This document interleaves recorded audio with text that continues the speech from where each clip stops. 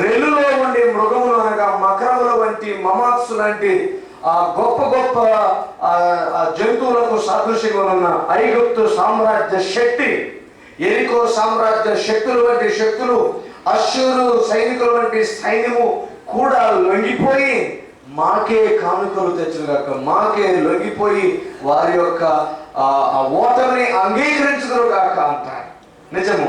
ఈరోజు మనకు ఎలాంటి సమస్యలు ఉన్నాయో, మనకు ఎలాంటి కష్టాలు ఉన్నాయో, మన ప్రయాణం ముందుకు కొనసాగకుండా ఆటంకపరిచే ఆటంకములు ఎంత బలమైనవో అవన్నీ కూడా లొంగి వాటి యొక్క ఓటమిని మా ముందు అవి ఒప్పుకొను గాక అంటాడు కీర్తనకారుడు.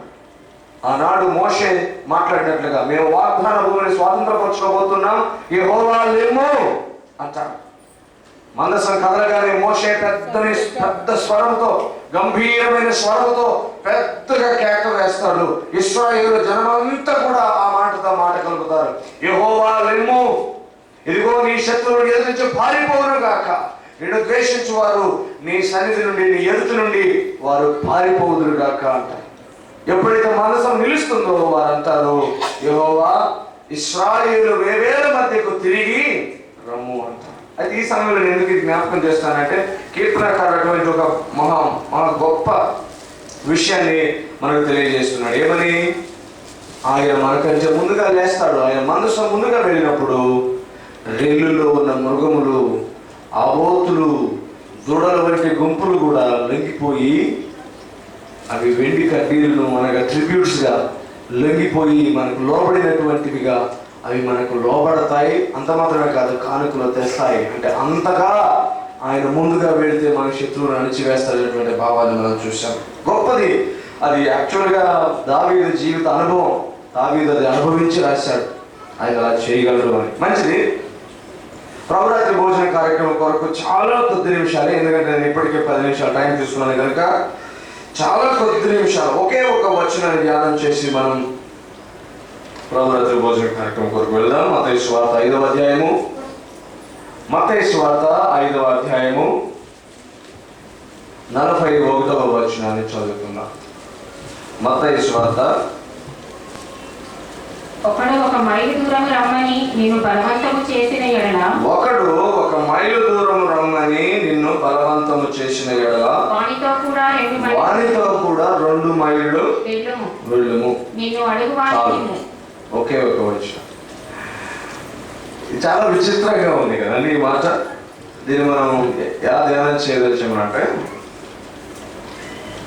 క్రైస్తవ జీవితాలు, ముఖ్యంగా క్రీస్తుకి లోబడే జీవితాలు, క్రీస్తు మాటలను అనుసరించి నడుచుకునే జీవితాలు,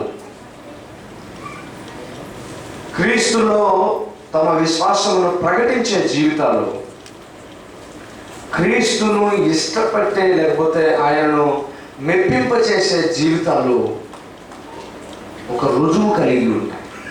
అదేమిటంటే, మారు మాట లేకుండా ఆయన మాటను ఒప్పుకొని అనుసరిస్తారు. ఇంకా చెప్పాలంటే ఏ విధమైనటువంటి ఎదురు ప్రశ్న లేని విధేయత చూపిస్తారు.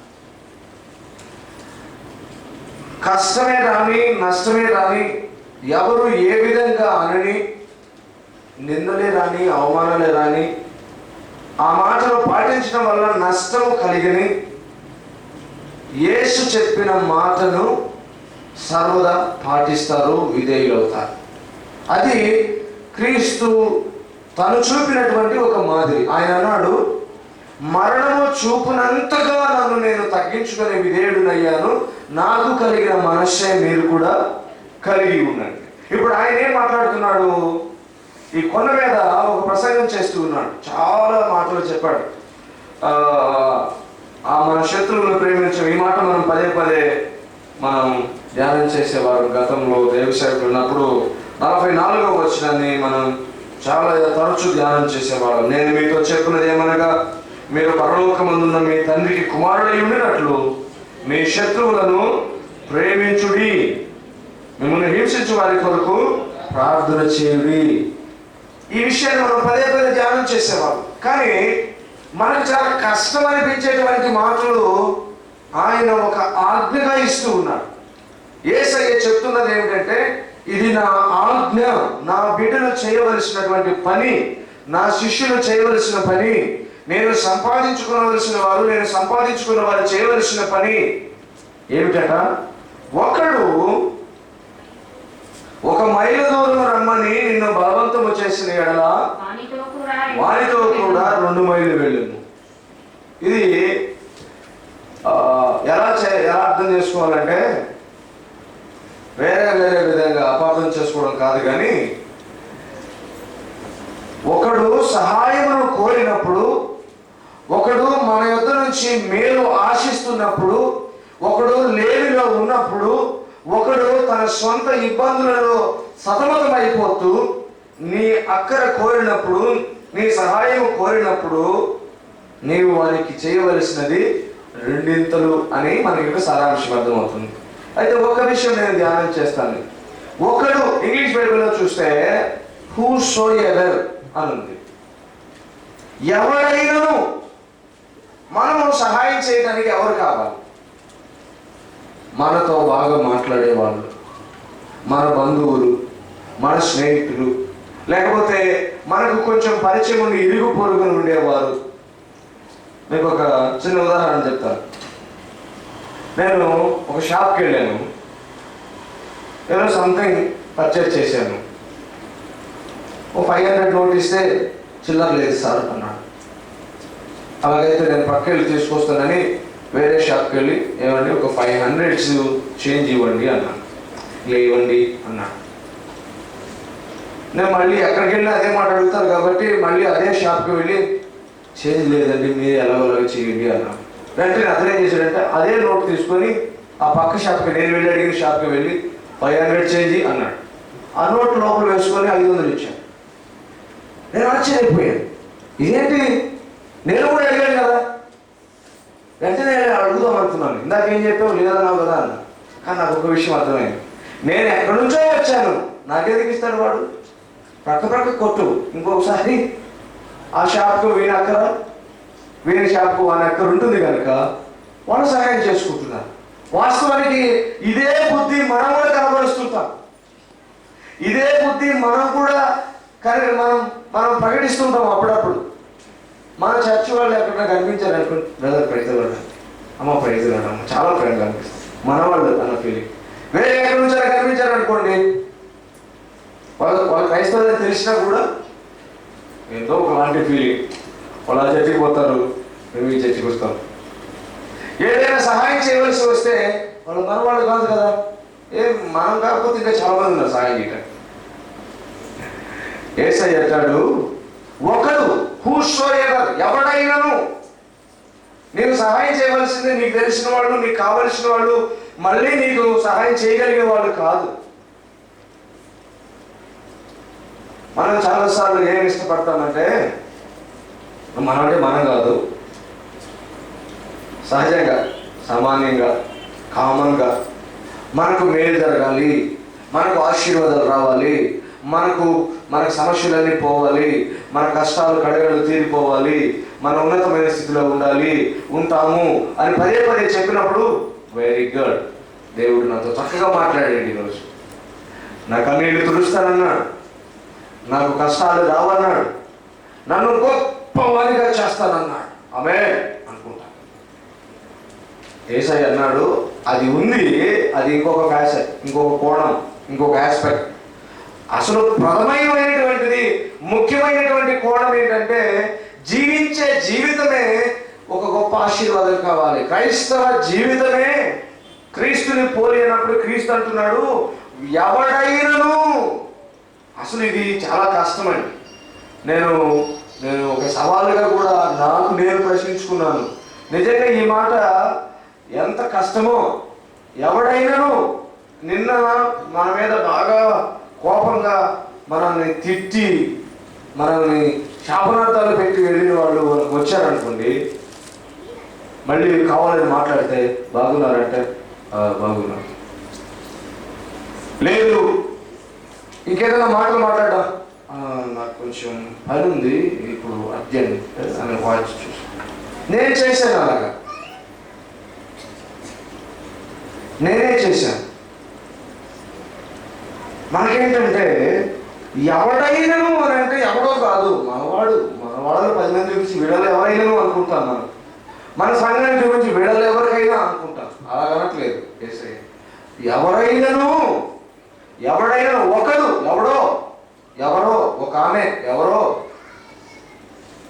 వాక్యం ఎవడైనను. ఆ సెన్స్ మనకు మనిషిని బట్టి మేలు చేయటం కాదు, మనిషిని బట్టి వానికి సహాయం చేయటం కాదు. ఎవరైనా సరే బేసిక్గా మనం చూస్తాం సమరయుని జీవితంలో, ఆ ఉపమానంలో సమరయుడు అక్కడ వెళ్తూ ఉన్నాడు, అక్కడ ఒకడు కొట్టబడి ఉన్నాడు. ఈ సమరయుడు ఏం ఆలోచించాడు? వీడెందుకు మా సమరయుడైనా, లేకపోతే వీడు నాకు తెలిసిన వాడా, ఎప్పుడైనా మళ్ళీ నాకు వీడు అక్కడికి వస్తాడా, అసలు వీడు ఎవడు ఎంక్వైరీ చేశాడా? ఆ సమరయుడు ఏం చూపాడంటే జాలి చూపాడు, ప్రేమ చూపాడు.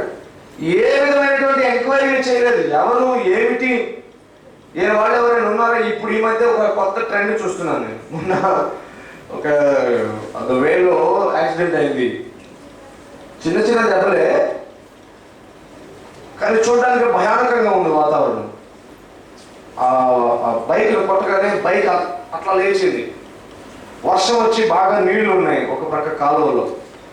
ఇతను వెళ్ళి ఆ కాలువలో పడ్డాడు. దెబ్బలేం లేదు, కాలువలో పడి మళ్ళీ లేచి వచ్చాడు. ఈ బండి మాత్రం బాగా పైకి ఎగిరింది. కొంచెం అక్కడక్కడ దెబ్బలు తగిలాయి, కానీ ఆ షాక్లో ఉన్నాడు. బండి మాత్రం చాలా డ్యామేజ్ అయింది.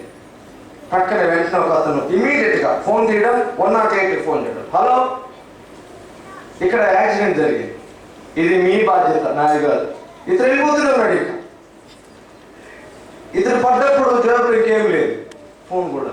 నేను వెనక్కి వస్తున్నాను, ఆపి సార్ మీరు ఫోన్ ఇస్తారా కొంచెం, ఎందుకయ్యా నేను ఇక్కడ పడ్డాను సార్, మా వాళ్ళు కొంచెం చెప్పాలి, బండి డ్యామేజ్ అయిందని తీసుకెళ్తాను. ఫోన్ ఇచ్చాను. ఫోన్ చేస్తే వాళ్ళు లిఫ్ట్ చేయలేదు. నేను కొంచెం మరి ఏం చేయమంటారు అతను అడిగాను, మరి ఎట్లాగయ్యా సార్ కొంచెం సేపు ఉండండి సార్, వాళ్ళు ఫోన్ లిఫ్ట్ చేసిందాక, నాకు బాగా అర్జెంట్గా కొంచెం సేపు ఉండండి సార్, 5 నిమిషాలు 10 నిమిషాలు, వాళ్ళు లిఫ్ట్ చేయట్లేదు. 10 సార్లు ఫోన్ చేసి కొంచెం సేపు ఉండండి సార్. సారీ, ఈ 10 నిమిషాలు నేను వెయిట్ చేశాను, ఇంకా ఎవరైనా వస్తుంటే వాళ్ళు నేను కూడా ముందుకు వెళ్ళిపోయాను. ఏంటన్నమాట ట్రెండ్, ఎవరికన్నా ఒకరికి అప్పగించి వెళ్ళిపోవడం. కొత్తగా అక్కడ ఎవరైనా కొంటున్నారంటే సల్లగా స్నీక్ అవుట్ చేయడం. ఈ సమరయుడు అలాగే చేయాలి. ఎవరు పడ్డారు, వారి స్థితి ఏంటి, వారు ఎవరై ఉన్నారు, ఈ ఎంక్వైరీస్ అన్నీ చేయలేదు. ఏం చేస్తున్నాడంటే ఆపదలో ఉన్నాడు, ఎవరైనా సరే నాకు అవసరం లేదు, ఒక మానవీయ బాధ్యత, మానవత్వంగానైనా నేను సహాయం చేయాలనుకున్నాను. ఇంకా స్పష్టంగా చెప్పాలంటే నిజంగా ఒక క్రైస్తవునికి ఈ బ్యాక్గ్రౌండ్స్ అక్కర్లేదండి. హెల్ప్ చేయడానికి ఈ బ్యాక్గ్రౌండ్స్ అక్కర్లేదు. ముఖ్యంగా ఈ కాలంలో ఈ నల్ల గుడ్డలు వేసుకొని, ఈ బొట్లు పెట్టుకొని ఇలా పట్టుకొని వస్తారు. మనకేమనిపిస్తుంది తెలుసా? వాళ్ళు వచ్చేటప్పుడు యేసు క్రీస్తు పటం కానీ ఇంకోటి పటం కానీ పెట్టుకొని వస్తే అది ఎవడో మనలాగున్నాడు రా అని 10 రూపాయలు వేస్తారు.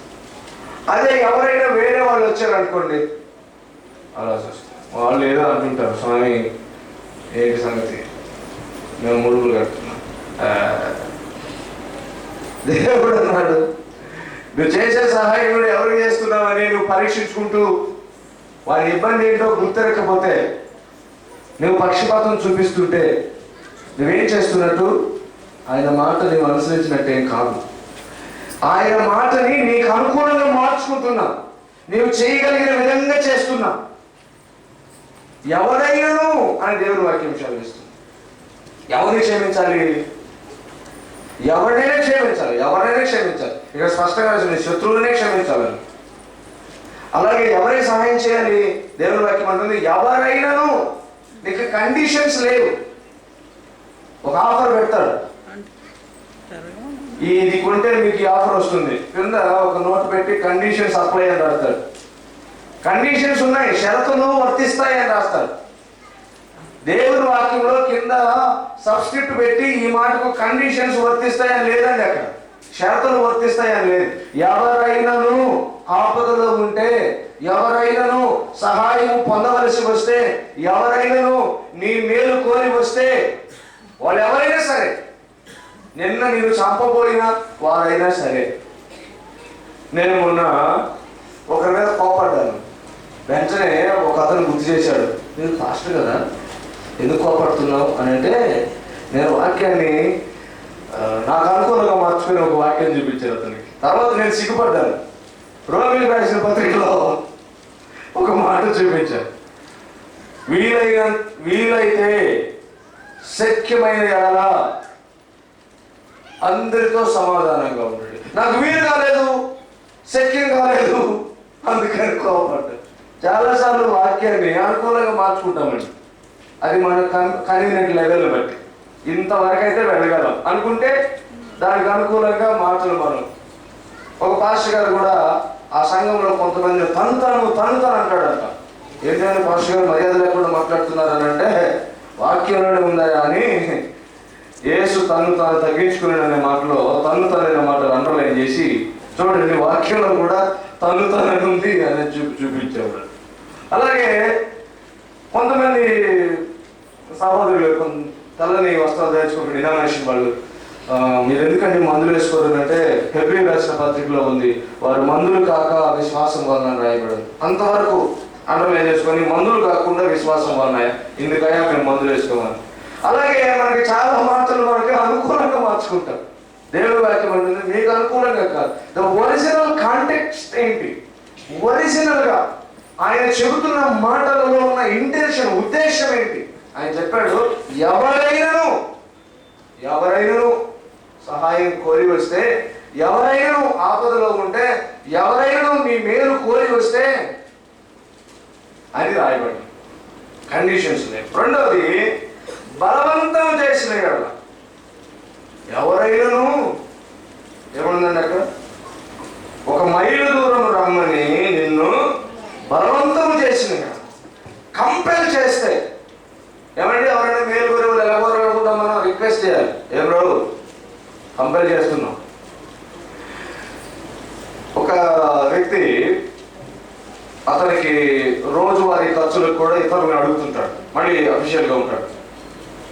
ఎలా అడుగుతాడంటే, బ్రదర్ నాకు 200 కావాలి, అర్జెంటుగా కావాలి. మనం అంటాం, అబ్బా ఇప్పుడు లేవు కదండి అన్నాం అనుకోండి. ఎట్లా చేస్తావు, ఎవరన్నా అడుగు, మరి ఎలాగైనా నువ్వు ఇస్తావు కదా, ఇవ్వాలి కదా, ఎవరన్నా అడుగు. అరే బాబు ఇదేమో నా అవసరమా, నేను ఎందుకు అడగాలి అంటే, నీకు చాలా మంది తెలిసిన వాళ్ళు ఉంటారు కదా, అడుగు. అప్పుడు మనకేమనిపిస్తుంది, వీరి అవసరానికి ఎక్కడైనా రిక్వెస్ట్ చేసి, బాబు నిజంగా నాకు కొంచెం అవసరమయ్యా, చాలా బాధలో ఉన్నాను, కొంచెం నాకు ఈ అక్కర్లో చెయ్యి అని అట్లా రిక్వెస్టింగ్ అడిగితే, సరే మనకు కూడా మనసులో ఒక వంటి భావం కలిగి సరే చేస్తాం. అలా కాదు, బ్రదర్ అర్జెంట్గా కావాలి నాకు, లేవే 2 రోజులు టైం. 2 రోజులు కాదు, 1 గంట కంటే నాకు ఎక్కువ టైం లేదు. మరి నా దగ్గర లేదు కదా అంటే, ఎవరైనా అడుగు, మీకు తెలిసిన వాళ్ళు చాలా మంది అంటే గణేష్ బయలుదేరు. దేవుని వాక్యం అంటుంది, ఒక్కొక్కసారి అడగడం తెలియకపోవచ్చు కొంతమందికి, లేదు అత్యవసరమే బలవంతం కూడా చేయొచ్చు. నాకు ఖచ్చితంగా నేను చేయాలి, చిరాకు పడుతుంది కొన్నిసార్లు. ఎవరైనా బలవంతం చేసి బలవంతంగా మనం అడిగితే ఏమవుతుంది, చిరాకు అవుతుంది. ఆ లెవెల్కి కూడా వెళ్ళి ఏసై చెప్తున్నాడు, నిన్ను బలవంతం చేసిన, రిక్వెస్ట్ చేస్తే చేయడం కూడా కాదంట ఏసై మాట. బలవంతం చేసినా కూడా నీకు ఇష్టం లేకపోయినా, నువ్వు ఇష్టపడి చేయాల్సి వస్తే చేయటము, నీకు కన్వీనియంట్గా ఉంటే చేయటము, అలా కాకుండా నేను బలవంతం చేసినా కూడా అని రాయబడి. ఆ 1 మైలు కాదట, వాటితో కూడా 2 మైలు పోవాలి. అంటే వాడు చేసిన దానికి బియాండ్, వాడు అడిగిన దానికి బియాండ్గా ఎక్స్ట్రా చేయాలి అంటున్నాడు, డబుల్ చేయాలంటున్నాడు. నిజంగా ఇది నేను చెప్తున్నాను, నేను కూడా నాకు నేను అప్లై చేసుకుంటున్నాను. ఒక క్రైస్తవ జీవితం చాలా మంది సులువుగా అర్థం చేసుకునేటువంటి జీవితం అయి ఉండాలి అని ఒక దేవుడి సేవకుడు అంట. ఎందుకు ఈ మాట అన్నాడంటే, చాలా మంది అర్థం చేసుకోవడం లేకుండా ఉంటారు క్రైస్తవ జీవితం చూస్తే. ఎందుకు? అంత కన్ఫ్యూజనే. వీళ్ళు క్రీస్తు మా దేవుడు అంటారు, కానీ అట్లా ఉండరు. చాలా మంది అన్నారు కదా, కొంతమంది అంటారు గాంధీ అన్నాడట, క్రీస్తు లాంటి ఒక క్రైస్తవుని చూపించిన నేను కూడా క్రిస్టియన్ అవుతాను అన్నాడు. క్రీస్తు లాంటి ఒక్క క్రైస్తవుని చూపించిన నేను కూడా క్రిస్టియన్ అవుతాను అన్నాడు. అంటే ఎవరు లేరండి దాని మీనింగ్. అలాగే అంబేద్కర్ కూడా, అంటే మన దేశ కొంతమంది నాయకులు, అతను కూడా అన్నాడట, ఒక్కరైనా క్రీస్తు తత్వాన్ని పాటించి దాని ఫలితాన్ని చూపించిన వాళ్ళు ఉంటే నేను కూడా ఆ తత్వాన్ని దత్తత తీసుకుంటాను అన్నాడు. అంటే ఏంటన్నమాట? కన్ఫ్యూజన్. నేను క్రైస్తవుని చెప్తాను, కానీ బయటకు వెళ్తే నాకు క్రీస్తు కనిపించదు. అప్పుడు కన్ఫ్యూజన్, అర్థం కాదు. అందుకే దేవుడు సేవకుడు అంటాడు, అనేకులు సులువుగా అర్థం చేసుకునే క్రైస్తవ జీవితం కలిగి ఉండాలి అంట. క్రీస్తులాగా ఉన్నామన్న విషయం 10 మందికి ఈజీగా అర్థం కావాలి. మనల్ని చూస్తే అర్థం కాదు. కన్ఫ్యూజన్ అనమాట. ఒక గంటలో ఇలాగ ఉంటారు, మరో గంటలో మరోలా ఉంటారు. ఆదివారం వస్తే ఒకలాగా ఉంటారు, సోమవారం వస్తే ఒకలాగా ఉంటారు. చర్చిలో ఉంటే ఒకలాగా ఉంటారు, బయట ఉంటే ఇంకొకలాగా ఉంటారు. దేవుడి వాక్యం అంటుంది, అందరూ ఉన్నప్పుడు ఒకలాగా ఉంటారు, ఎవరు లేనప్పుడు ఇంకొకలాగా ఉంటారు. క్రైస్తవ జీవితం అంటే అది కాదు. అనేకులు సులువుగా అర్థం చేసుకోగలిగిన క్రీస్తును, క్రీస్తు యొక్క తత్వాన్ని మనం కలిగి ఉంటాం. అందుకనే ఇది చాలా సులువుగా ఉంది, కానీ మాట చాలా కష్టంతో కూడిన మాట. కానీ దేవుడు కోరుకుంటున్నది అదే. ఎవడైనాను మనం సాయం చేయడానికి ఒకరిని నిమిత్తం లేదు. ఎందుకు ఈ మాటలు ప్రత్యేకించి సమయంలో దేవుడు మాట్లాడుతున్నాడో ఆత్మ మన వినికిడిలో గ్రహింపు కలుగజేయుగాక. మన యొక్క జీవితము యేసు మాటలకు అంకితమైతే, మన జీవితము ఆయన మాట చొప్పున నడవాలి అని మనం తీర్మానం చేసుకుంటే, ఆయన చెప్తున్నాడు, ఎవడైనా సరే నిమిత్తము లేదు, వారి అక్కలలో వారిని శత్రువు అయి ఉండవచ్చు, వాడు నీకు బద్ద విరోధి కావచ్చు, ఎప్పుడు నేను ఎరగిన వారు కూడా కార్యం అయి ఉండవచ్చు, ఎవడో పరదేశి అయి ఉండొచ్చు, కానీ వానికి నీవు చేయవలసిన సహాయము వాడు తెలిసిన దాన్ని బట్టో, నువ్వు చేయగలిగిన దాన్ని బట్టో కాకుండా క్రీస్తు మాటను బట్టి ఎవడైనా సరే ఆపదలో ఉంటే, ఎవడైనా సరే అక్కరలో ఉంటే, నీ సామర్థ్యతను బట్టి నీవు చేయగలిగిన దాన్ని బట్టి నీవు చెయ్యాలి అని ప్రభువు చెప్తున్నాడు. ఎలాగా? వాడు ఒకవేళ బలవంతం చేసినా కూడా. ఇది ఒక క్రైస్తవ మెచ్యూర్డ్ లెవెల్ అక్కడే తెలుస్తుంది. మనం రిక్వెస్ట్ చేస్తే చేస్తామేమో, మాట్లాడితే చేస్తామేమో, బలవంతం చేస్తే మనం కూడా రెస్పెక్ట్ కోరుకుంటాం. ఎప్పుడా అడిగేవాడికే నీకు ఇస్తుంటే ఇచ్చేవాడికి ఇచ్చేదానికి నాకెంత ఉండాలని అడుగుతారు. క్రైస్తవులు అలా కాదు. వాడు బలవంతం చేసినా కూడా 1 మైలు దూరం తనతో కూడా రమ్మంటే 2 మైళ్ళు వెళ్ళాను. అంటే దాని అర్థం ఏంటంటే, అంతగా ధారాళంగా ఔదార్యం కలిగి దేవుని ప్రేమను బట్టి, యేసు ప్రేమను బట్టి మనం చేస్తున్న వారమైతే అది అన్ని విషయాలు, పరిచర్య విషయంలో కానీ, సంఘ విషయంలో కానీ, వ్యక్తిగత జీవితంలో కానీ, ఏ విషయంలోనైనా ఇది అప్లై అవుతుంది. దేవుని వాక్యం అంటుంది, నీవు నేను నిజంగా క్రీస్తు మాటకు లోబడుతున్న వారమైతే, విధేయత చూపుతున్న వారమైతే ఈ మాటను అనుసరిస్తాం. చాలా మంది నేను అనగా విన్నాను, బైబిల్ని ఉన్నదన్నట్టు చేయడం, పాటించడం మన వల్ల కాదు అనడం నేను విన్నాను. ఈ మాటలు మనం పాటించలేము. ఇవి కేవలం ధ్యానం చేయడానికి, కొంత నీతిని తీసుకోవడానికే తప్ప అంతా చేయడానికి కాదనే వాళ్ళని చాలా మందిని చూశాను. ఎందుకంటే ఇది ఎలా చేయగలం? అసలు పరిశుద్ధాత్ముడు మనలో ఉన్నది అందుకే, మనకు శక్తిని ఇస్తున్నది అందుకే, మనకు ఆ బలము, మనకు ఆ శక్తిని అనుగ్రహిస్తున్నది అందుకే. దేవుని మాటలు మనము పాటించడానికి, దేవుని మాటలను మనము అనుసరించడానికి, ఏ విధమైనటువంటి మారు ప్రశ్న లేకుండా, ఎదురు మాటలు లేకుండా ఆయన మాటలను అనుసరించడానికి ఈ సమయంలో మనం ఆలోచన చేద్దాం. ప్రభురాత్రి భోజనం అనగా ప్రభు శరీరము, ప్రభు యొక్క రక్తాన్ని మనం తిని త్రాగబోతున్న ఈ సమయంలో ఆయన చెప్పిన మాటల మీద మనకు గౌరవం ఉందా? ఆయన చెప్పిన మాటలను మనం పాటించడానికి ఇష్ట మనసుతో ఉన్నామా? ఆయన చెప్పిన మాటలు మనం ఎంతవరకు పాటించగలుగుతూ ఉన్నాం? ఇప్పటి మన ఈ లఘు ధ్యానంలో ప్రభు కొన్ని తలంపుల ద్వారా మనల్ని సంధించును గాక. ఆలోచన చేస్తూ ప్రభు శరీరాన్ని తీసుకుంటూ, ప్రభు నాకు అట్టి మెచ్యూరిటీ, స్పిరిచువల్ మెచ్యూరిటీ, ఆత్మీయమైన పరిణితి, ఆత్మీయ వికాసం, ఆత్మీయమైనటువంటి వృద్ధి, ఆత్మీయమైనటువంటి ప్రగతి నాకుందా అనే ప్రశ్నతో మనం పరీక్షించుకుంటూ ప్రభు రాత్రి భోజన కార్యక్రమంలో పాల్గొందాం. ప్రభు మన తలంపులను, మన హృదయములను ఆయన సంధించి తన చక్కని తలంపులతో నింపును గాక. యోగ్యతతో తీసుకునడానికి ప్రభు తన కృపను విస్తరించిన గాక. ఆమేన్.